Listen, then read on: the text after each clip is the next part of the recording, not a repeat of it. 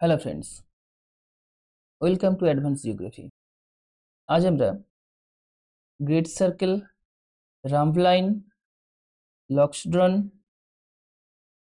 চোড line এবং shortest পাথের বিষয়ে জানব। প্রথমে আছে গ্রেট সার্কেল। আমরা মার্কেটার প্রজেকশনের সময় এই গ্রেট সার্কেলের যে নাম সেটা শুনেছিলাম, কিন্তু আসলে গ্রেট সার্কেল কি? পৃথিবীকে যে কোনোভাবে যদি সমান দুটি খণ্ডে বিভক্ত করা হয় তবে সেই সার্কেল হবে গ্রেট সার্কেল। যেমন ছবিতে দেখা যাচ্ছে, ডায়াগ্রাম এ থেকে দেখো, এখানে পৃথিবীকে নর্থ এবং সাউথ সমান দুটো ভাগে ভাগ করা হয়েছে। তো সেক্ষেত্রে এই যে সার্কেল উৎপন্ন হয়েছে, এই সার্কেলকে আমরা গ্রেট সার্কেল বলবো। আবার যদি এই বিভক্ত একেবারে নর্থ সাউথ বরাবর না হয়ে ইস্ট ওয়েস্ট বরাবরও হয় বা ইস্ট ওয়েস্ট বরাবর বিভক্ত করা হয়, এটাও কিন্তু গ্রেট সার্কেল হবে। একইভাবে যদি এরকম উত্তর দক্ষিণ বা পূর্ব পশ্চিম দিক থেকে বিভক্ত না করে আমরা যে কোনো অ্যাঙ্গেলে বিভক্ত করি, সেটাও কিন্তু গ্রেট সার্কেল হবে। তাহলে গ্রেট সার্কেল কথার অর্থ হলো এটাই, পৃথিবীর ওপরে বা পৃথিবীর যখন ক্রস সেকশন করা হবে, সবচেয়ে বড় বৃত্ত আমরা যে সার্কেলে পাবো, যার রেডিয়াস সবচেয়ে বড়, সেই সার্কেল হবে গ্রেট সার্কেল। সহজ কথায় পৃথিবীর ওপর এরকম অজস্র গ্রেট সার্কেল ড্র করা যেতে পারে। যেমন এখানে পূর্ব পশ্চিমে নিরক্ষরেখা বরাবর এই সার্কেল উপস্থাপন করা হয়েছে। আবার আমি এভাবে কোনাকুনিও গ্রেট সার্কেল ড্র করতে পারি, এদিক থেকেও একটা গ্রেট সার্কেল এভাবে ড্র করতে পারি, উত্তর দক্ষিণে গ্রেট সার্কেল করা যায়। দেন এদের মধ্যবর্তী যে স্থানগুলো রয়েছে, এখান থেকেও অজস্র গ্রেট সার্কেল ড্র করা যেতে পারে। কিন্তু আমাদের বোঝার সুবিধার্থে, মানে আমরা জানি যে অক্ষরেখার বিস্তার এভাবে ইস্ট এবং ওয়েস্ট সাইডে থাকে, উত্তর দক্ষিণে তার মান বৃদ্ধি পায়, ঠিক তো? একইভাবে এই অক্ষরেখার বিস্তারের উপর নির্ভর করে সবচেয়ে বড় অক্ষরেখা মানে নিরক্ষরেখা, তাকে আমরা গ্রেট সার্কেল হিসাবে কল্পনা করি। কিন্তু প্রকৃতপক্ষে শুধু নিরক্ষরেখাই গ্রেট সার্কেল নয়, নিরক্ষরেখা বাদে যে কোনো সার্কেল যেটা পৃথিবীকে সমান দুটো খণ্ডে বিভক্ত করছে, সেটা গ্রেট সার্কেল হতে পারে। আবার যদি এই অক্ষরেখার ধারণা থেকে দেখি, তবে নিরক্ষরেখা বাদে অন্য সব যে প্যারালাল অক্ষরেখা, সেগুলো কিন্তু স্মল সার্কেল হবে। দেখো, নিরক্ষরেখা বাদে যে কোনো সার্কেল হলো স্মল সার্কেল। আমরা এটা প্যারালালের কথা বলছি, মানে পৃথিবীর উপরে নির্দিষ্ট অক্ষরেখা। যে কোনো সার্কেল কথাটা বলা একটু ভুল হবে, পৃথিবীর উপর নির্দিষ্ট যে অক্ষরেখা রয়েছে সেগুলো সবই স্মল সার্কেল। ওকে, ধরো দাঘিমার বিস্তার এভাবে রয়েছে, তাই তো? দাঘিমা অর্ধবৃত্ত হয় এবং নিরক্ষরেখা হয় পূর্ণবৃত্ত। এটা ধরো আমাদের নিরক্ষরেখা, বা শুধু নিরক্ষরেখা নয়, সমস্ত অক্ষরেখাই কম বেশি পূর্ণবৃত্ত। কিন্তু তাদের দৈর্ঘ্য ইকুয়েটর টু পোল ধীরে ধীরে কমতে থাকে বা ছোট হতে থাকে, বা তাদের রেডিয়াস কমতে থাকে। দাঘিমা রেখাগুলো সেমি সার্কেল বা অর্ধবৃত্ত হয়, কিন্তু এদের দৈর্ঘ্য বরাবরই সেম, প্রত্যেকটা দাঘিমা রেখার দৈর্ঘ্য সমান। তাই দাঘিমার প্রতিপাদ স্থানে যে দাঘিমা রয়েছে, সেই দাঘিমাকে যদি যুক্ত করা হয়, এখান থেকেও আমরা গ্রেট সার্কেল পেতে পারি। যেমন 0° প্লাস 180° যদি যোগ করি, এটাও কিন্তু একটা গ্রেট সার্কেল হবে। তাই দুটো দাঘিমা বা একটা দাঘিমা এবং তার প্রতিপাদ স্থান, প্রতিপাদ মানে অ্যান্টিপোডাল লোকেশনে যে দাঘিমা রয়েছে, যেমন এখানে যে বললাম 0°, তার পিছনে 180° আছে, এই দুটো দাঘিমাকে আমরা যদি যোগ করি, সেটাও কিন্তু গেট সার্কেল হবে। তো গেট সার্কেলের ধারণা তাহলে আমরা কি বুঝলাম? গেট সার্কেল মানে পৃথিবীকে সমান দুটো খণ্ডে ভাগ করা অক্ষরেখা, এবং সবচেয়ে বড় সার্কেল, পৃথিবীর উপরে সবচেয়ে বড় সার্কেল, এর চেয়ে বড় সার্কেল বানানো আর সম্ভব নয়। এবার দেখো একটা টার্মিনোলজি আছে জিওডেসিক রুট। কেন এই টার্মিনোলজিটা পড়তে লাগবে? আজকে আমরা রামলাইন বা লক্সড্রনের যে লক্সড্রম আছে না, ওই লক্সড্রমের বিষয়ে জানবো।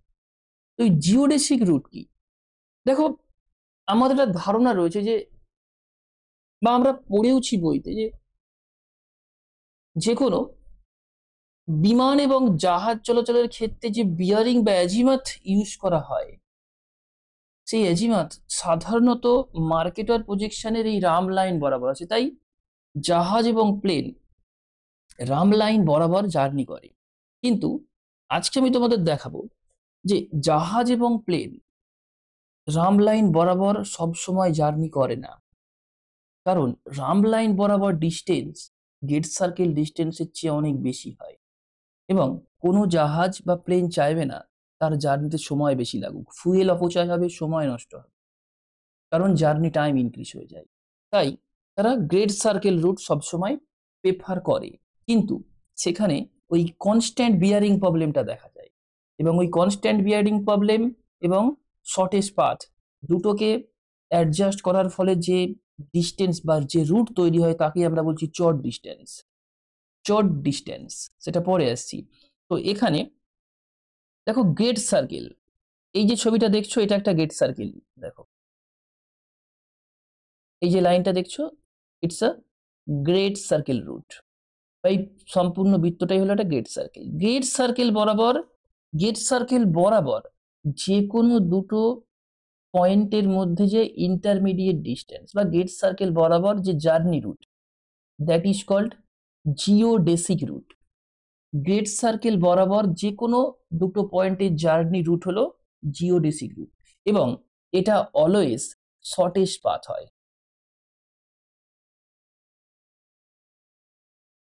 এটা অলওয়েজ শর্টেস্ট পাথ হয়, এর দৈর্ঘ্য সবসময় কম হবে।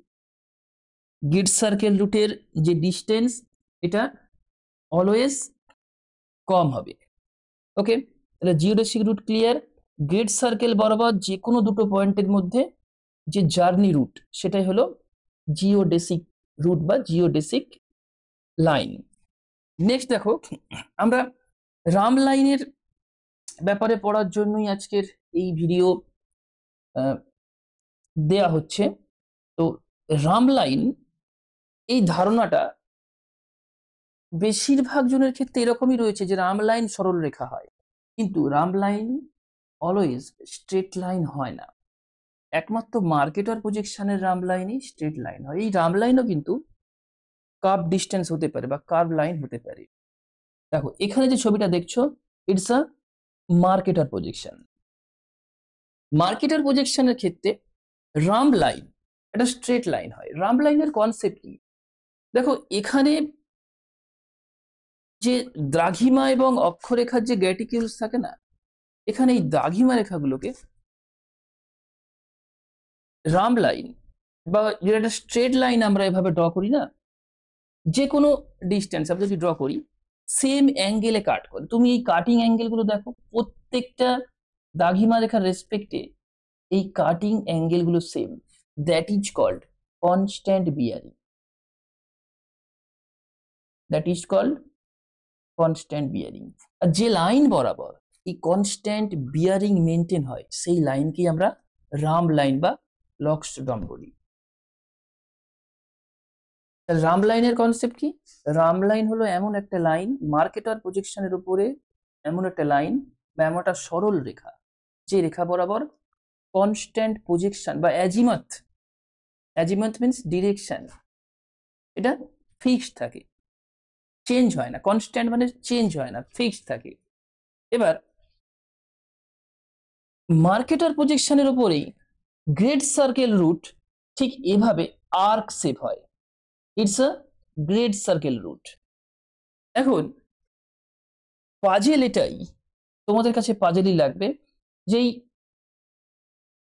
স্ট্রেট লাইন ডিস্টেন্সের তুলনায় কিভাবে এই কার্ভ ডিস্টেন্সটা কম হচ্ছে। ধরে নাও স্ট্রেট লাইন ডিস্টেন্স যদি 5000 কিলোমিটার হয়, তবে এই কার্ভ ডিস্টেন্সটা হবে ধরো 4700 কিলোমিটার ধরলাম। কিভাবে এই কার্ভ ডিস্টেন্স মানে এতটা লেন্দি জার্নি এই শর্ট ডিস্টেন্স বা রাম লাইনের থেকে কম হচ্ছে, এটাই পাজেল। এটা আমরা 2 ডাইমেনশনাল সারফেস বা একখণ্ড কাগজের উপর দেখছি, যখন এটা 3 ডাইমেনশনাল আর্থের কার্ভেচারের উপরে অ্যাপ্লাই করব না, কনসেপ্টটা তাই হবে। তখন শর্টেস্ট পাথ হয়ে যাবে এই গেট সার্কেল রুট, আর রাম লাইন হবে তুলনামূলকভাবে লংগেস্ট ডিস্টেন্স। ক্লিয়ার? এটা আমরা মার্কেটার প্রজেকশনে দেখলাম। এই কনসেপ্টটা উল্টে যাবে যদি আমরা নমনিক প্রজেকশনে দেখি। It's a gnomonic projection. It's zenithal, polar zenithal gnomonic projection. Zenithal means যেখানে ডেভেলপেবল সারফেস আর্থকে কোনো একটা পার্টিকুলার পয়েন্টে এভাবে টাচ করে, এবং সেটা অবশ্যই প্ল্যানার। ডেভেলপেবল সারফেস যেখানে প্ল্যানার হয় সেখানে জেনিথাল প্রজেকশন তৈরি হয়।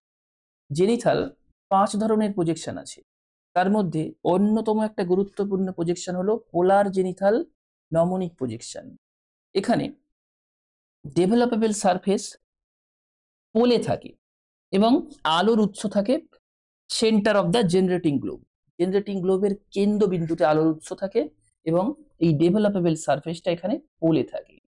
এবার ভাবো তো, এই জেনিথাল প্রজেকশনের উপরে যদি আমরা রাম লাইন দেখাতে যাই, দেখো রাম লাইন কি?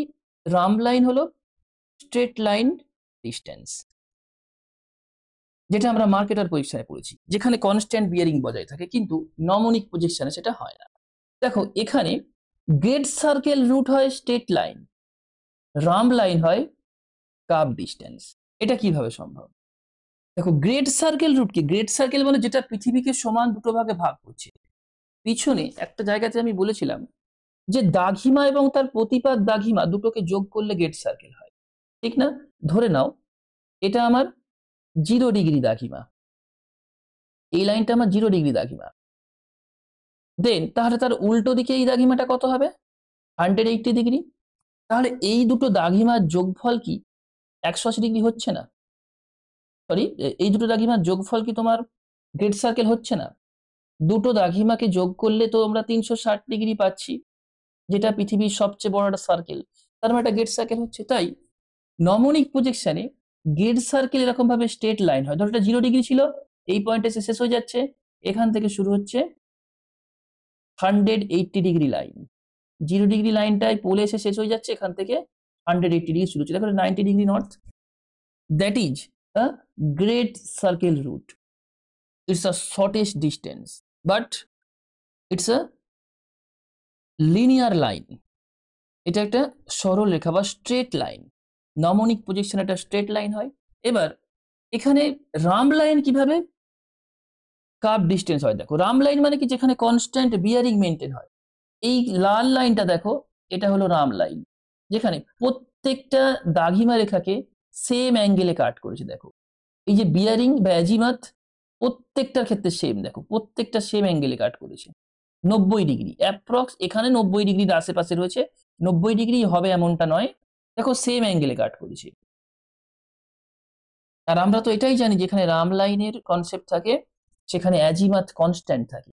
এখানে এটা রাম লাইন, দেখো এই যে কাটিং অ্যাঙ্গেল গুলো তুমি খেয়াল করো, প্রত্যেকটার ক্ষেত্রে কাটিং অ্যাঙ্গেল সিমিলার। এই কাটিং অ্যাঙ্গেল দেখো প্রত্যেকটার ক্ষেত্রে similar, that is called rhumb line. তাহলে কি দেখলাম?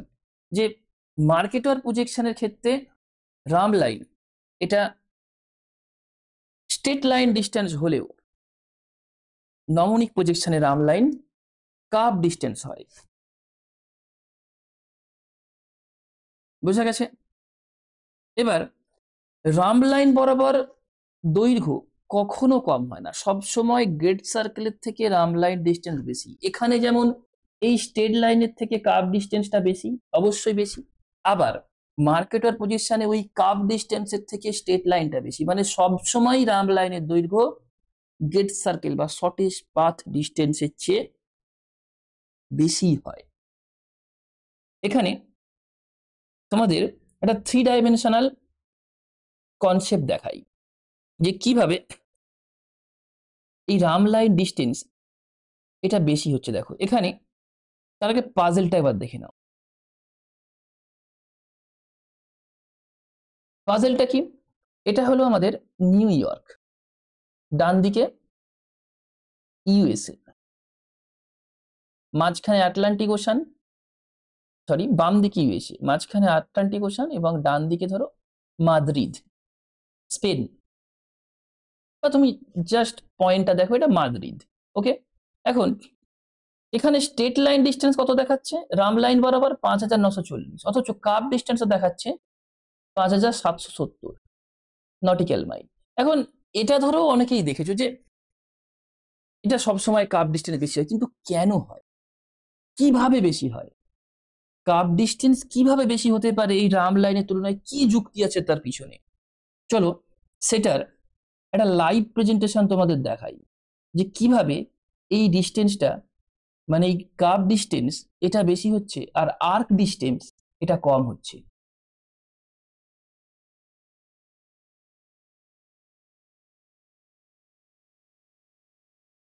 এখানে দেখো দুটো পয়েন্ট এখানে নেওয়া হয়েছে, আমি ওই দুটো পয়েন্টই নিয়ে রেখেছি বোঝার সুবিধার্থে। এই পয়েন্ট হলো নিউ ইয়র্ক সিটি, দেখতেই পাচ্ছ ফিলাডেলফিয়ার পাশে নিউ ইয়র্ক, এবং ডান দিকে এখানে রয়েছে মাদ্রিদ। ক্লিয়ার? এবার এই দুটো পয়েন্ট দেখো, আমি যদি আর্ক ডিস্টেন্স এখান থেকে দেখি, এই লাল লাইনটা আর্ক ডিস্টেন্স, তাই তো? দেখেই বোঝা যাচ্ছে এটা আর্ক ডিস্টেন্স, আর নিচেরটা স্ট্রেট লাইন। এই আর্ক ডিস্টেন্সের উপরে ক্লিক করি, দেখো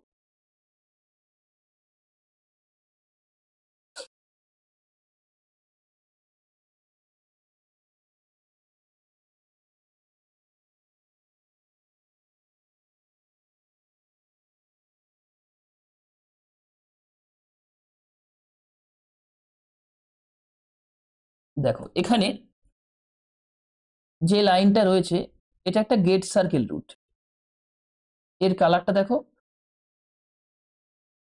রেড কালার রয়েছে। আমি জাস্ট এটাকে কমিয়ে দিলাম, বা কালারটা আমি ধরো চেঞ্জ করে দিচ্ছি, এটাকে আমি ব্লু কালার করে দিচ্ছি। দেখো হালকা করে, দেখেছো কালারটা চেঞ্জ হয়ে গেল? তার মানে এটা এই লাইনটা বোঝাচ্ছে।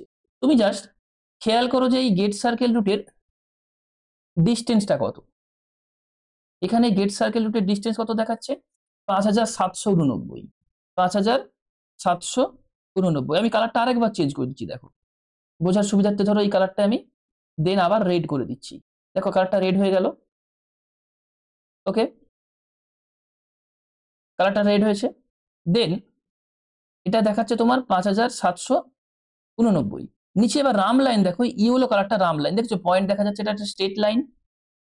এই ইয়েলো কালারটা এটা রাম লাইন, এর ডিস্টেন্সটা তুমি খেয়াল করো।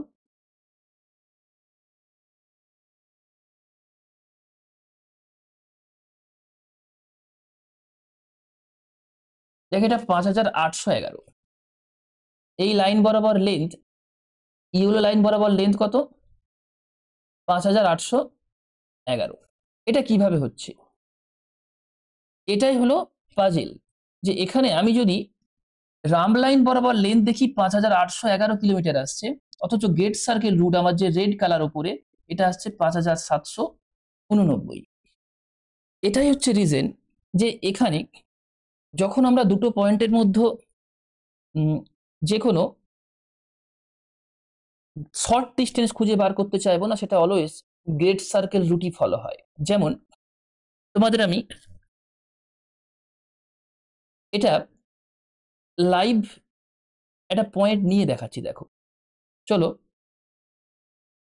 একটা পাথ নিলাম নিউ ইয়র্কের ওপরে, জাস্ট আরেকটা আমি চলে যাব মাদ্রিদ। দেখো আমি কার্সারটা নিচে দিয়ে নিয়ে যাচ্ছি, কিন্তু ওটা ওই লাইনের উপর দিয়েই পড়বে। দেখো ইটস মাদ্রিদ, এখানে আমি পয়েন্ট দিয়ে দিলাম। দেখো সেটা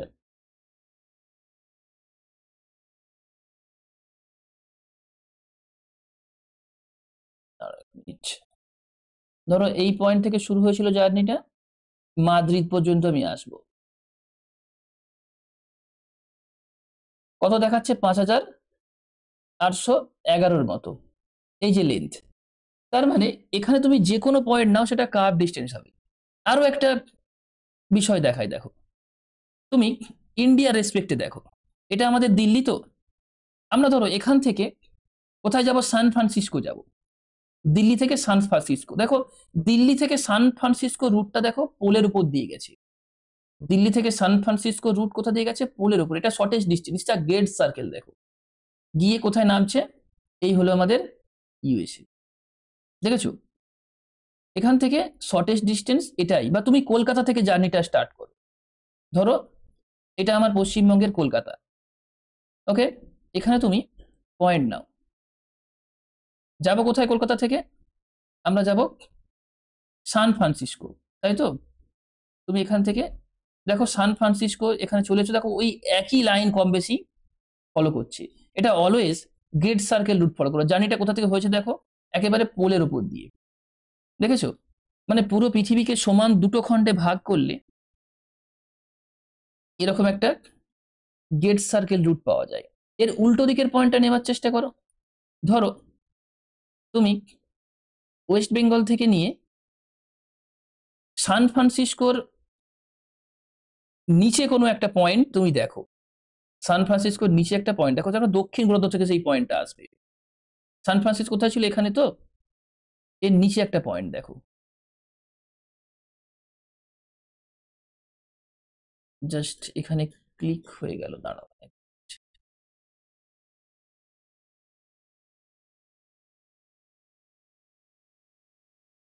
বা চলো ইন্ডিয়ার মেনল্যান্ড থেকে একটা পয়েন্ট নিচ্ছি আমি,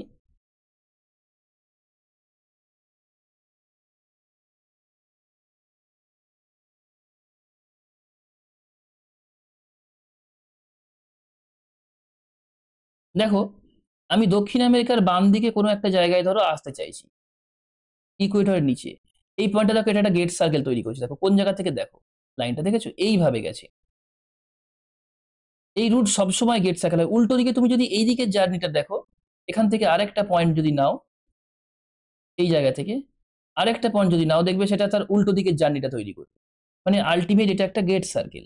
তো যে কোনো কার্ভ ডিস্টেন্স, যে কোনো কার্ভ ডিস্টেন্স এটা গেট সার্কেল রুট ফলো করে। এবার নমনিক প্রজেকশনের ক্ষেত্রে এটা কি হয় দেখো, পোলার জেনিথার নমনিক পজিশনে কেন স্ট্রেট লাইন হয়, এখানে স্ট্রেট লাইনটাই গেট সার্কেল, দেখো এটা একটা গেট সার্কেল রুট, দেখো এদিক থেকে একটা মেরিডিয়ান আসছে, তুমি 90 ডিগ্রিটা ভাবো, 90 ডিগ্রি এদিকে ধরো, তার উল্টো দিকে, সরি 90 ডিগ্রি না, এখানে মেরিডিয়ানের ভ্যালুগুলো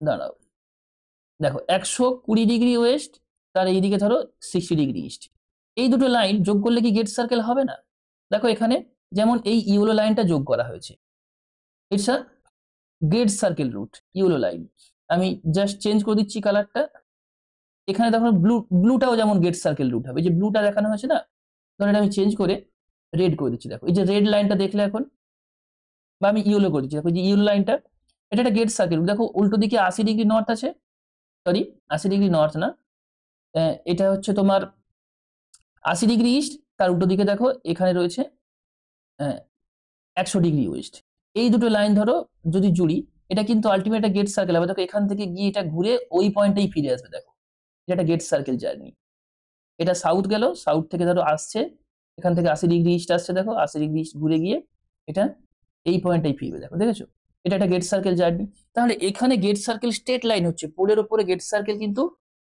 স্ট্রেট লাইন জার্নি।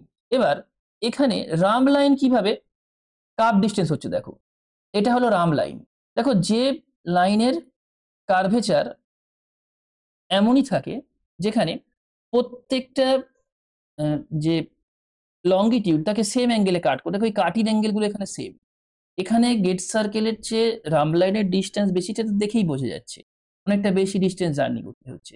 আশা রাখছি বিষয়টা ক্লিয়ার হয়েছে। চলো এবার এক্সপ্লেনেশনে ফেরা যাক যে কিভাবে এটা সম্ভব হচ্ছে।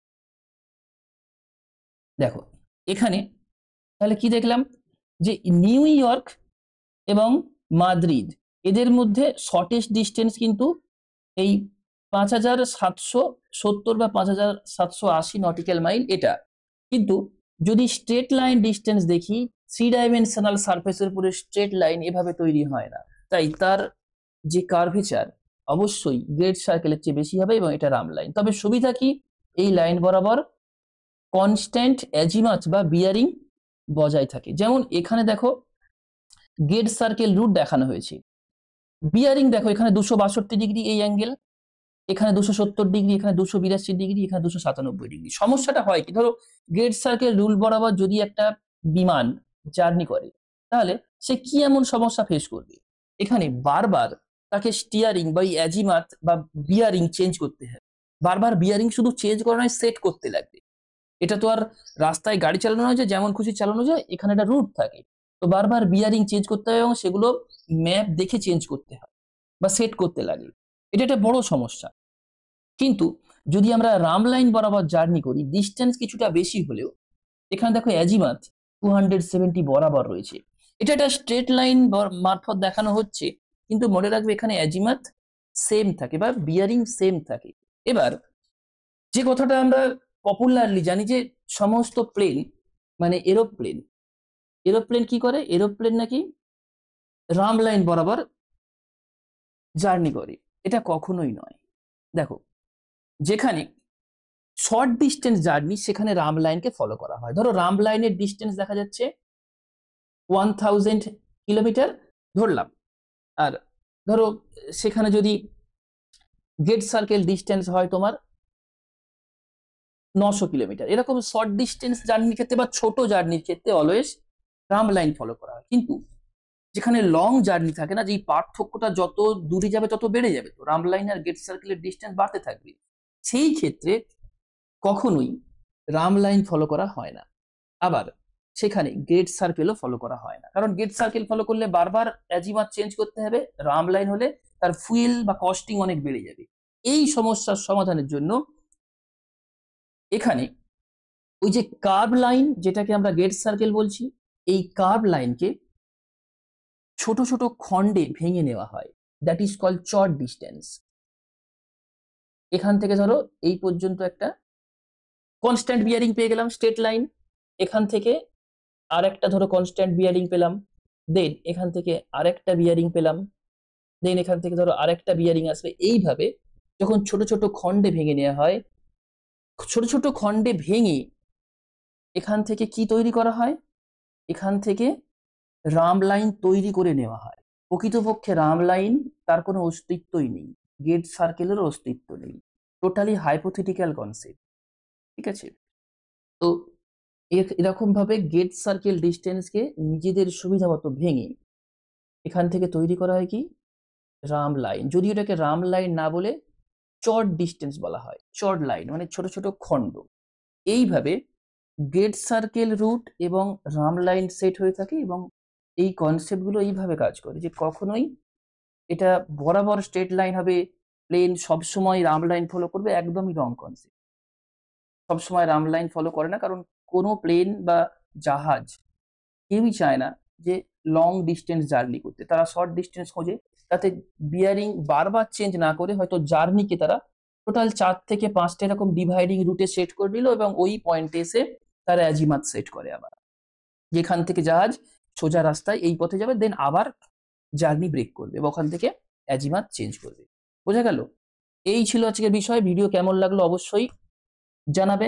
ইভেন এখানে দেখো যে ডিস্টেন্স দেওয়া হয়েছে San Francisco and new Delhi, আমরা এই শর্ট ডিস্টেন্সটা যদি দেখি ইটস রাম লাইন, বাট এই যে কার্ভ ডিস্টেন্স ওপরে দেখছো ফ্লাইং হচ্ছে, এটা হলো আমাদের গেট সার্কেল রুট, কিন্তু এই রুটটাই আমাদের শর্ট ডিস্টেন্স। এটা আমি দেখিয়েছি যে কিভাবে নর্থ পোলের উপর দিয়ে আসে, দেখো এই রুটটাই হলো আমাদের গেট সার্কেল রুট। এটা 3 ডাইমেনশনাল সারফেসের উপর বা কার্ভ সারফেসের উপর যখন প্লট করবে না, ওটাই শর্ট ডিস্টেন্স হবে।